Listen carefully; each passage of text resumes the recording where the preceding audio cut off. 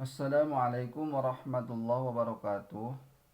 Alhamdulillah wassalatu wassalamu ala Rasulillah Sayyidina Muhammadin bi Abdillah wa ala alihi wa ashabihi wa mawala amma ba'd.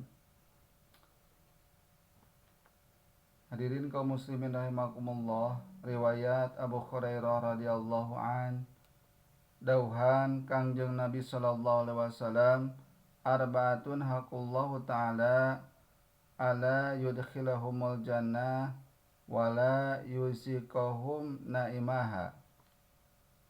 Ngadauh Kangjeng Nabi sallallahu alaihi wasallam, opat dina hakna Allah taala anu moal dilebetkeun kana surga jeung moal ngasaan kana kanikmatan surga. Di antarana mudminu khamrin, nyaeta jalma anu sok minum minuman keras. Lain minuman keras anu sok dibekukeun, lain minuman keras es balok lain, tapi minuman keras anu sok ngajadikeun mabok, anu ngajadikeun henteu eling-eling nungtungna sok migawe pirang-pirang maksiat. Tah anu sok minum minuman keras ieu moal dilebetkeun ka surga jeung moal meunang kanikmatan ngasaan kanikmatan surga.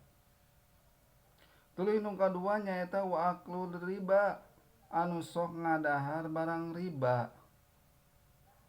Sabab harta riba eta diharamkeun. Saha jalma nu ngadahar barang riba eta jalma kaya ngajinahan indungna. Naudzubillah summa naudzubillah. Tah ku kituna ngadahar barang riba atawa usaha dina riba eta diharamkeun. Dosa anu kacida gedena, seolah-olah anu diriwayatkeun ku Imam Hakim seperti jalma anu ngajinahan indungna. Tuluy anu katilu nyaeta wa aklul yatimi, wa aklul malil yatimi bighairi haq, nyaeta ngadahar harta anak yatim anu teu aya hak. Contohna seperti daek ngurus anak batur, anak yatim pedah aya harta warisna tuluy tujuanana pikeun ngabeakeun, tah diharamkeun. Emang setiap jalma eta boga hak ngurus anak yatim, tetapi ngurus di dieu justru anu nganafakahan jeung ngadidik. Lain dimanfaatkeun komo didahar hartana mah dibeakeun, bari jeung eueuh hak deh gitu. Tuluy nu kaopat nyaeta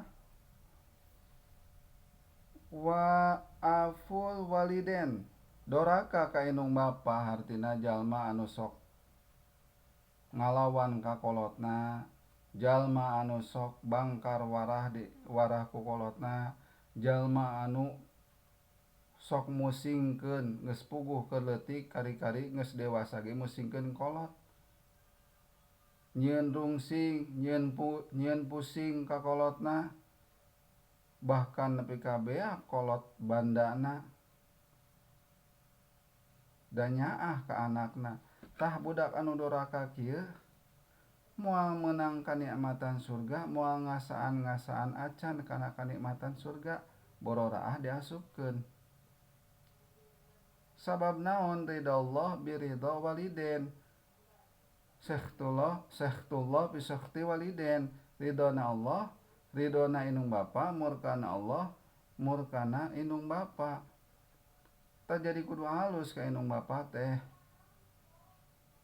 akhlak teh kudu hade. Komo ka indung bapa madalah lain ka indung bapa ge kasaluhureun eta kapapada jalma kudu hade akhlak. Sabab Rasulullah nyontohanana akhlakul karimah, akhlak anu mulia. Jadi opat golongan jalma dina hakna Allah anu moal bisa anu moal menang kanikmatan surga, anu moal dilebetkeun ka surga.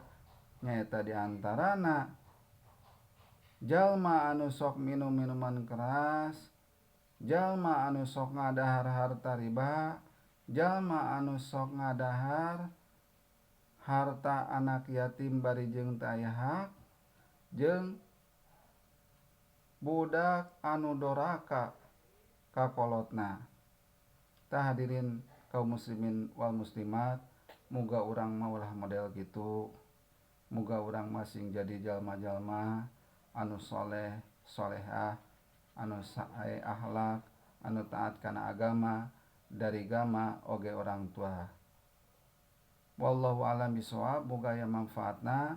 Billahi taufik wal hidayah. Wassalamualaikum warahmatullahi wabarakatuh.